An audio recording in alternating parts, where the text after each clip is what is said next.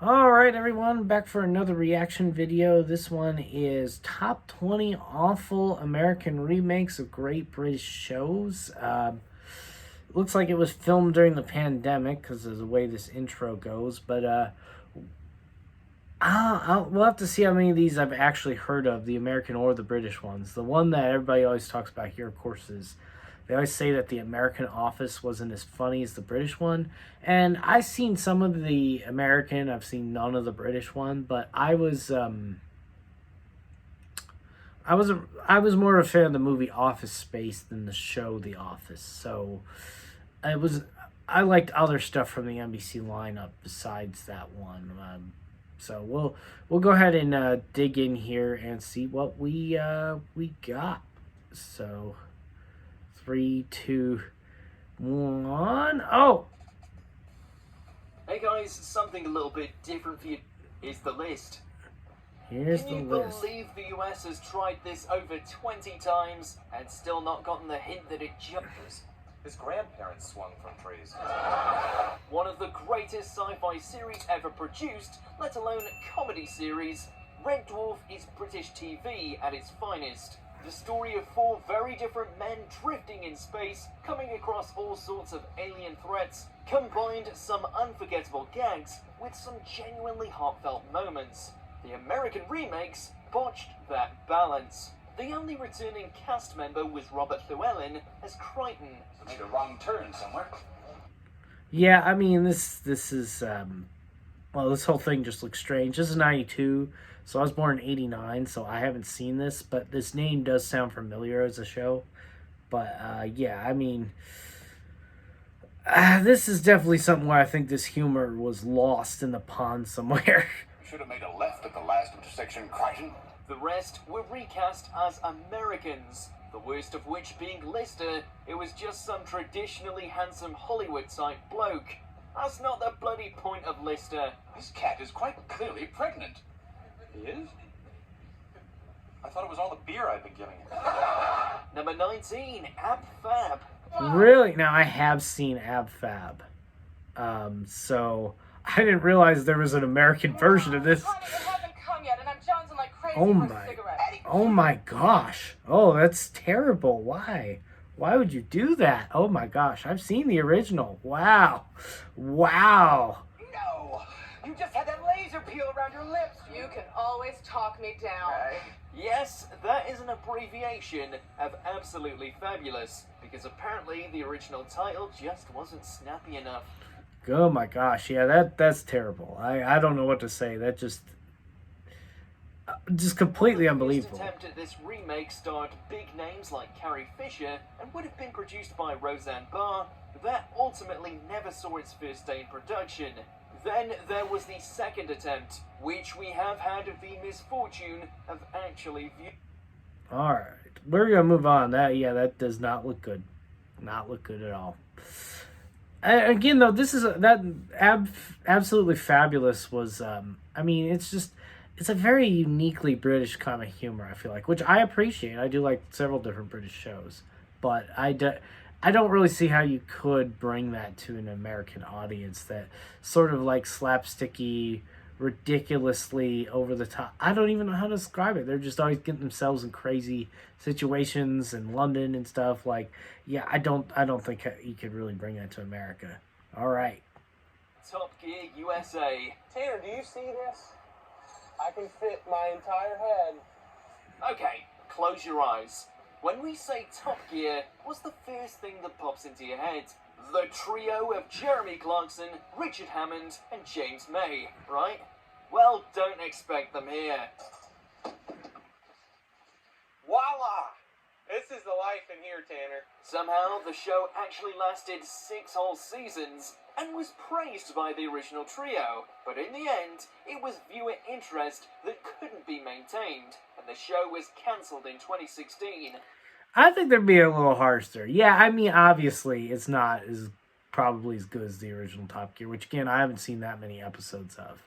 But, I mean, 6 seasons is a long time, okay? That's a pretty long time. Of course, it was on the History Channel, and I guess they were desperate for that kind of audience because they were trying to expand who they're viewing to. But I mean, look, this is straight up looks like the Red Deck version of that. Okay, let's be honest. So that's really what they're upset about. It's not even. Yeah, I mean, it's the Red Deck version of it. So I mean, it's gonna be. I don't think that one translated as badly, but then again, you don't see me jumping to go watch it. All right, let's move on to the next one. Free agents. Ink's not even dry on the divorce papers, and he is back on the horse. Not the biggest show to come out of the UK, but definitely one that caught some attention. Free Agents was a black comedy that revolved around the mishaps at a talent agency. It was short and sweet, but not quite as short as its American counterpart. Free Agents USA changed the setting of the original and only had one returning cast member. Chinese chicken salad, is that a... I have never heard of this show. Wow. I've never even heard of this show, but I think this would be helpful if they would show the British clips of the British ones alongside of it. Oh wow. I don't even know what to say. I'm gonna go ahead and move on to the next one because I've never even heard of it. I can't comment on it. I'm sure it's bad, but I don't know.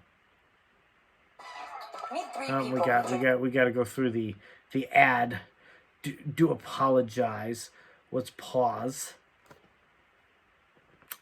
Let's pause the screen recording while we go through Control the of their ad. money with a Chase Secure banking account. No minimum deposit. We'll just go right through that. But yeah, I haven't seen that one, so I can't really comment on that one. Alrighty.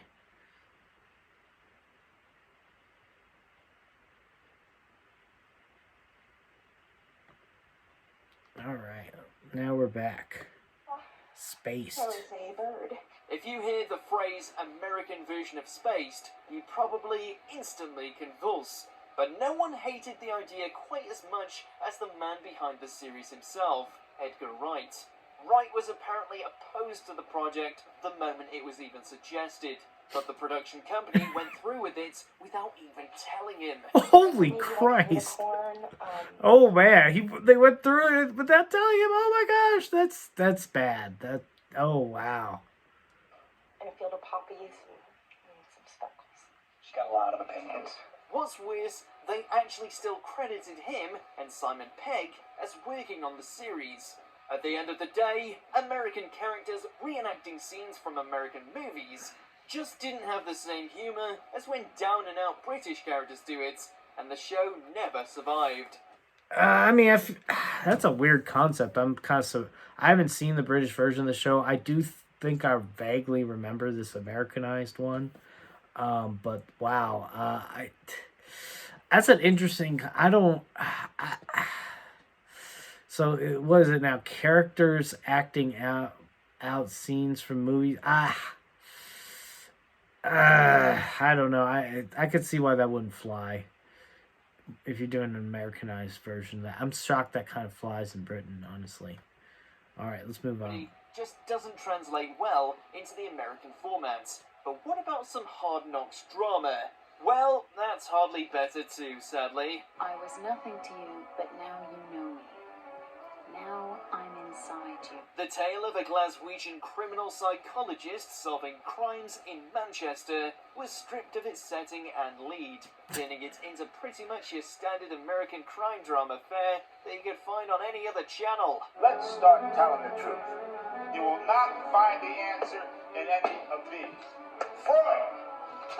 Okay, yeah, I mean, I don't really know what to say on that. I don't know what the English. So yeah, so far I've really not heard of a lot of these. Well, I guess it's been about half and half so far. But yeah, I could see what they're talking about with it, just not working with the American version. Like they said, it could be a garden variety criminal show.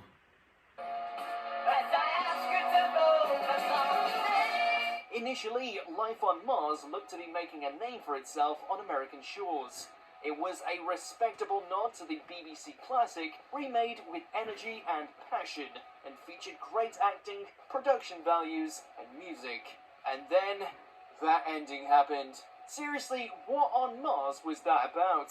Whereas the original had the amazing and bittersweet ending of Sam killing himself to return to 1973, this one featured Sam and the group as astronauts on the first manned mission to Mars, and the 1973 scenes were just a simulation.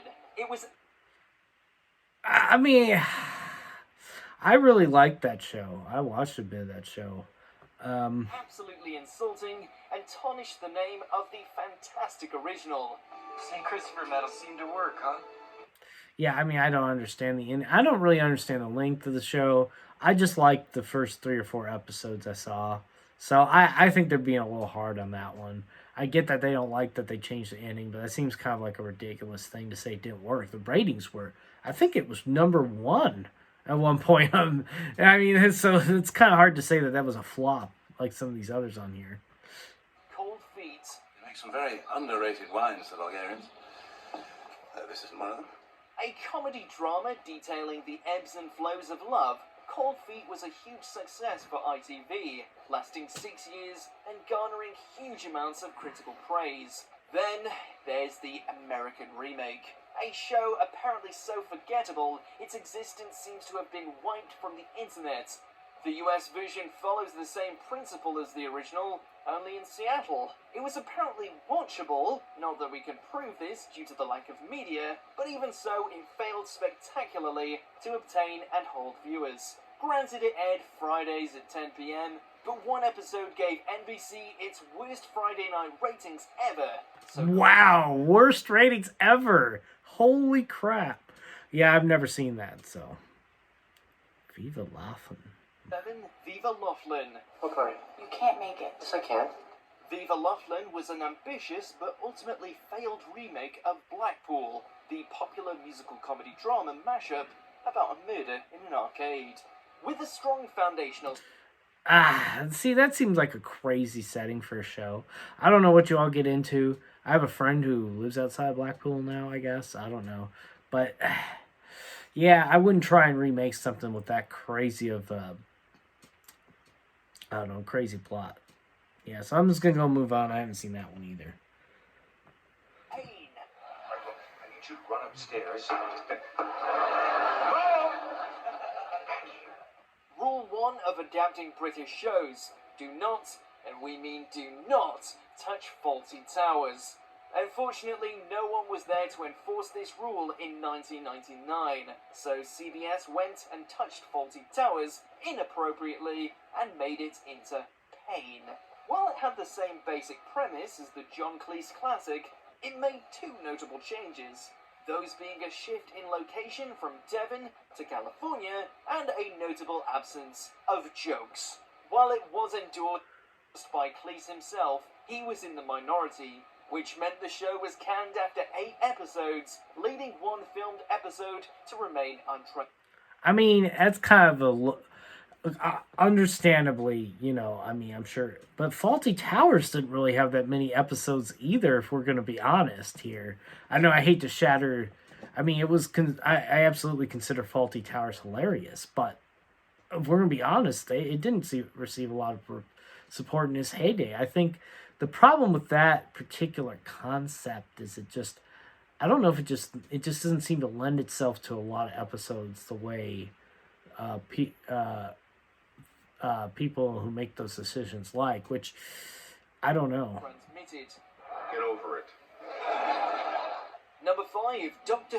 So I'm gonna have to give that one a pass just because it's kind of silly to say, oh, it only had 8 episodes when what? How many episodes does Faulty Towers have? Let's look it up right quick since we're here. Faulty Towers. I know it didn't have that many episodes. Yeah, it only had 12. So you're mad at a remake of a show for having 8 episodes when the original had 12? I mean, understandably, I don't know. That's kind of crazy. That's ridiculous. Who? Before the 2005 revival that brought Doctor Who back to the public's consciousness and hearts, there was this made-for-TV movie, which was supposed to be hugely successful and launch an American version of the show. It wasn't, and it didn't. Broadcast on Fox. Yeah, this is another one where it's like kind of a very British thing, so you're trying to, I'm not even gonna comment on that. Not even gonna comment on that. Coupling. I'll be about to leave. I'll be thinking, I'm finally out. She'll lean over, look me in the eye, and say, I'm not wearing panties. Coming from eventual Doctor Who and Sherlock showrunner Stephen Moffat, the UK version of Coupling was a brilliant comedy that centered around a group of mates and was respectably compared to both Seinfeld and Friends, meant to serve as the replacement for the latter. Yeah, it was. I remember that show, hearing about that show as a kid. I mean, it was super popular. The original British version of Coupling. I remember hearing about that one.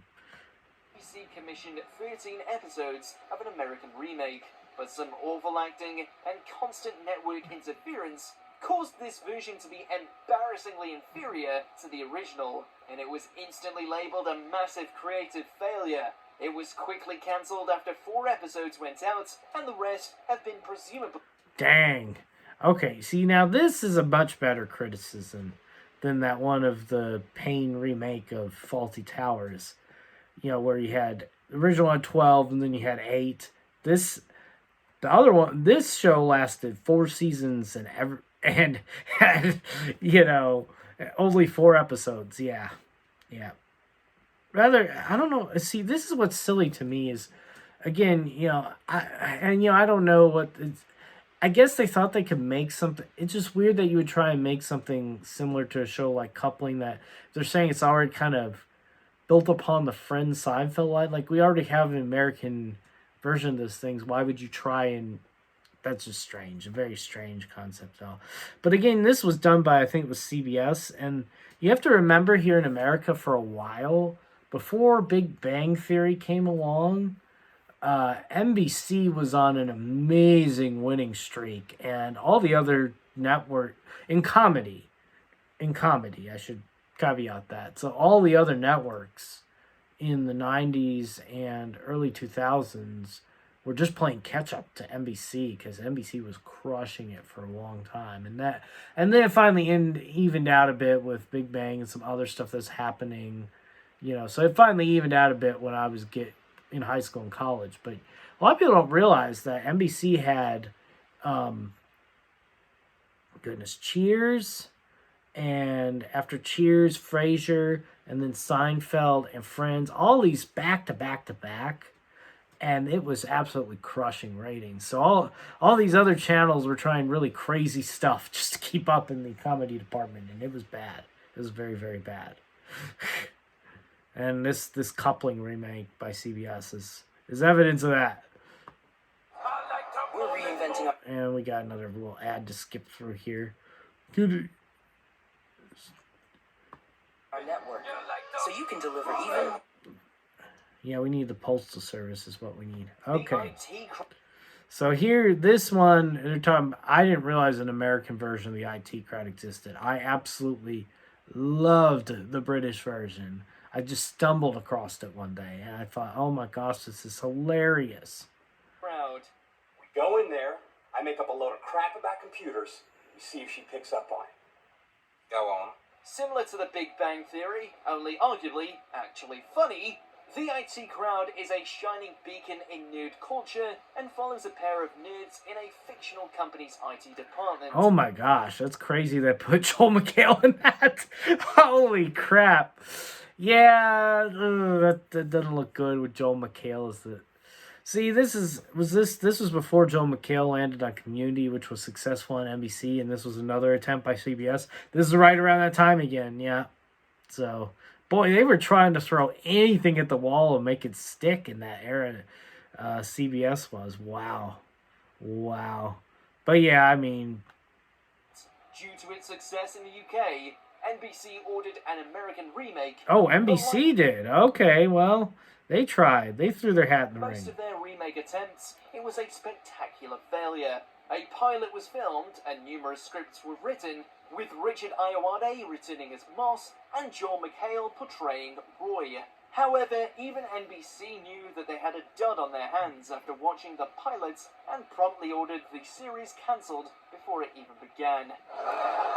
At least I feel glad for Joe McHale that Community then happened after that, and he did get paid. Christ.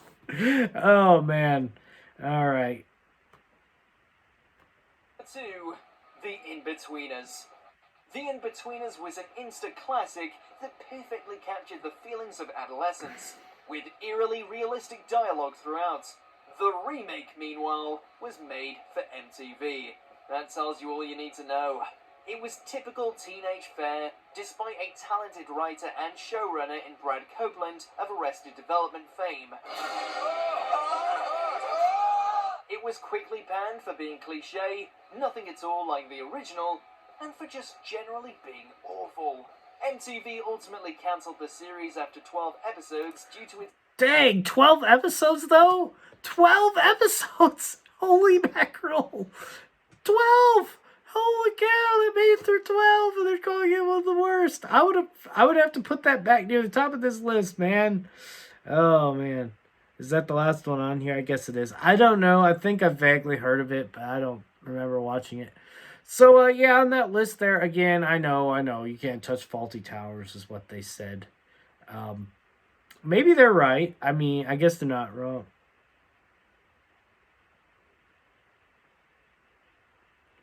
Well, it looks like I didn't hit record back from the last commercial break. But we'll leave my reaction on there.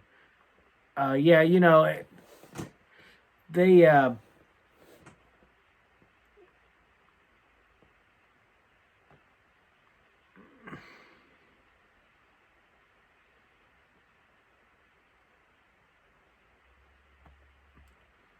but yeah, they said that made 12 episodes. I mean, you know. Well, anyway, that's my reaction video for today. Thank you all for sticking with me. Like I said, they say don't touch Faulty Towers, I guess so. But if the original had 12 and the remake had 8, you can't really fault the remake, in my opinion. And, yeah, I sure will get hate mail in the comment section for that one. See y'all.